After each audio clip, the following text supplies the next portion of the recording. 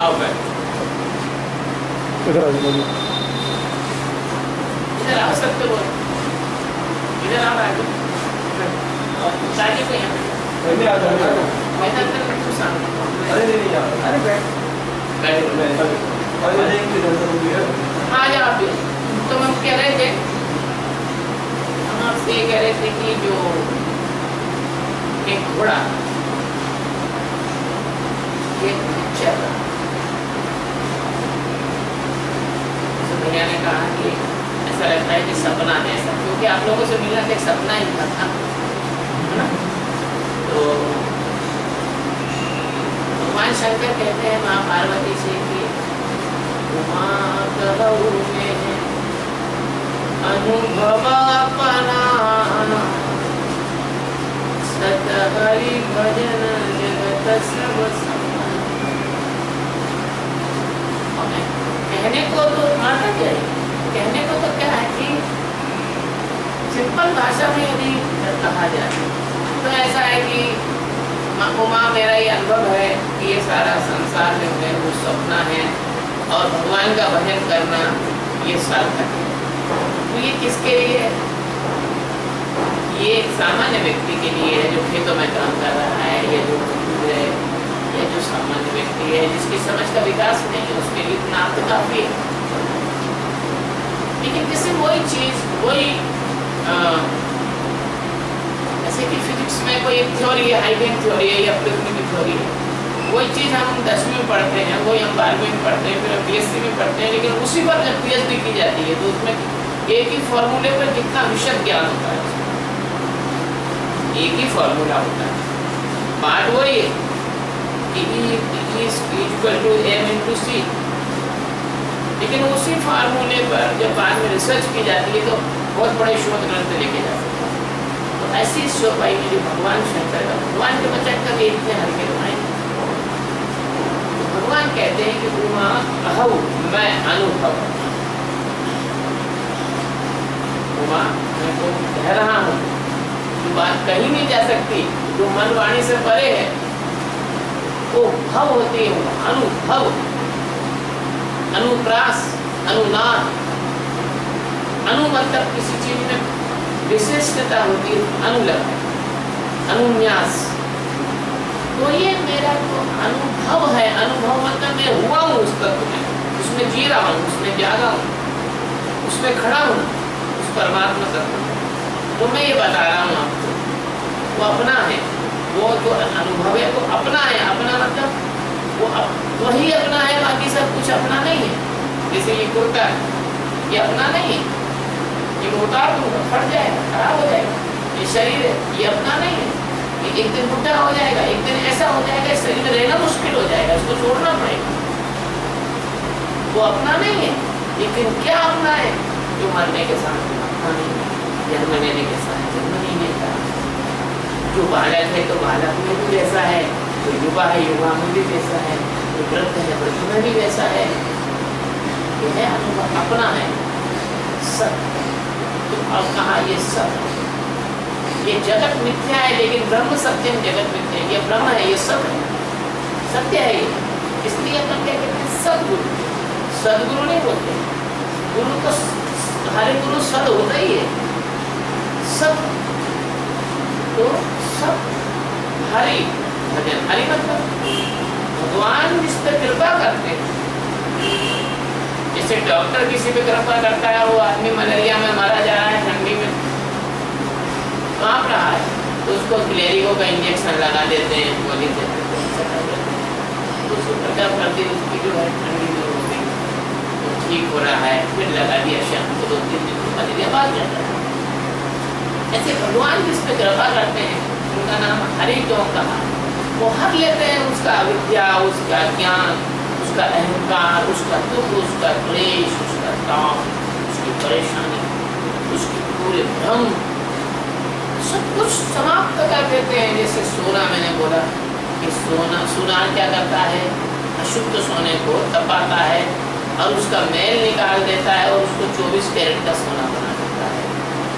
जैसे भगवान नारद जी को मोह हो गया था, उन्होंने कहा मुझे अपना मुंह दे दो, स्वयंवर में कन्या से विवाह करूंगा। भगवान ने कहा तुमने हरि का रूप दे दिया, मतलब भद्र का रूप दे दिया। आपने कथा रामायण में सुनी हो। और बहुत गुस्सा हुए तो उन्होंने कहा कि उपथमांगा रुजा व्याकुल रोगी और वेदन दे सुनहु निरोगी। एक रोगी उपथ मांगता है, नहीं खाऊंगा, मैं अचार खाऊंगा, मैं पापड़ खाऊंगा, मैं ये खाऊंगा। लेकिन जो वैद्य कहता है नहीं, हम ये नहीं दे सकते, आपकी बीमारी बढ़ जाएगी। भगवान श्री हरि, उनको कृष्ण कह लो या राम कह लो या भगवान वेदव्यास कह लो या उन्हीं को हनुमान कह लो या उनको तुम जो है नारद कह लो। नारद लोग क्या देखो दुर्गुण पैराज को रास्ता दिखाया है छोटे छोटे बच्चे को, तो चाहे जो कह लो।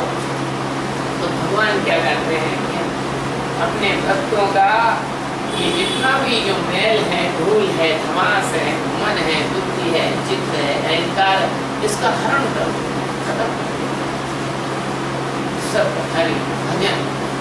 और भजन का मतलब क्या होता है कि जो जगत में कण कण में भरा हुआ, उस कण कण में भरे हुए सच्चिदानंद परमात्मा को जन्मा करके रामायण में कहते हैं जे जाने सुनता ही जनाई, वो जाने तो तुम्हें हो जाएगी।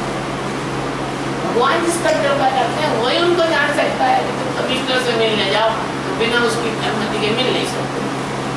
अब कमिश्नर सदा से एक ऐसा पद है उनका जो कोई भी आदमी 4 किताब पढ़ के मेहनत करके बन सकता है। परमात्मा जो अनंत कोटि ब्रह्मांड है ना, ऐसे भगवान सच्चिदानंद परमात्मा श्री हरि। तो उनका नाम लेने में भी अपने आप को बड़ा भाग्यशाली समझ रहा हूँ कि उनने इतना मुझे मौका तो दिया कि मेरा अस्थि चर्म का यह शरीर है तो मैं उनका अमर नाम ले रहा हूँ। तो भगवान श्री हरि जो है उनको जो भरे हैं कण कण में, जैसे तुम तो विज्ञान के विद्यार्थी हो, तुम भी विज्ञान के विद्यार्थी हो, तुम जानते हो ना कि नाभिक के चारों तरफ इलेक्ट्रॉन घूमते रहते हैं। नाभिक की रचना पढ़ते हैं ना विज्ञान, वो इलेक्ट्रॉन जो घूमते हैं, एक पहली कक्षा, दूसरी कक्षा, तीसरी कक्षा ऐसी हो रहती ना। फर्स्ट में 2, सेकंड में कितने 3, 4, 8 एंड में। तो वो इलेक्ट्रॉन की घूमने की ताकत कहाँ से आई? कहाँ से वो इलेक्ट्रॉन घूमने की ताकत आ गई? इतने से जो आँख से कण नहीं दिखता उसके अंदर भी घूम रहे। और वैसा कि वैसा सूरज के चारों तरफ ये 9 ग्रह इलेक्ट्रॉन के समान घूम रहे हैं। और फिर आप ऐसे कई सूरज आकाश गंगाओं का चक्कर लगा रहे हैं। और ये आकाश गंगा पता नहीं किसका ब्रह्मांड का चक्कर लगा रहे हैं, और पता नहीं ब्रह्मांड किसका चक्कर लगा रहे हैं। तब उसमें कहा है रामायण में कि रोम रोम में रम रहे कोटि कोटि ब्रह्म। भगवान के करोड़ों करोड़ों ब्रह्मांड रम रहे।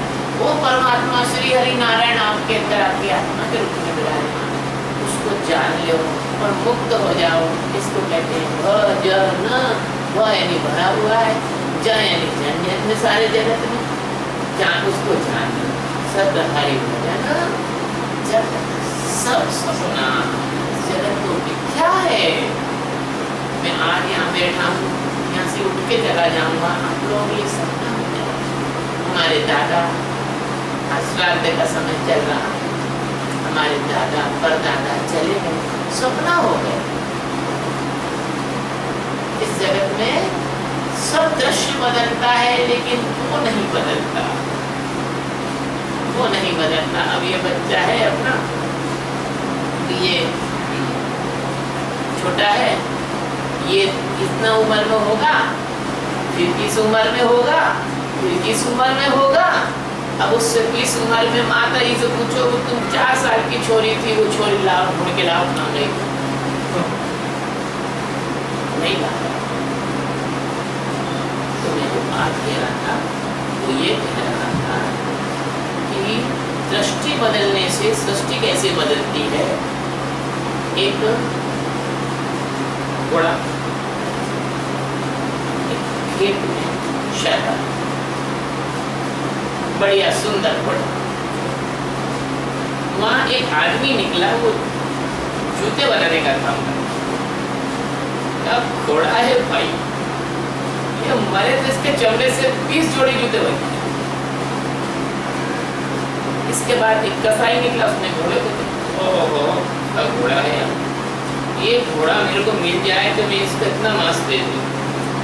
फिर हड्डी का व्यापारी निकला, ओहो क्या लंबा घोड़ा, घोड़े की हड्डियां कितनी लंबी लंबी है, बहुत माल मिलेगा, बहुत प्रॉफिट होगा।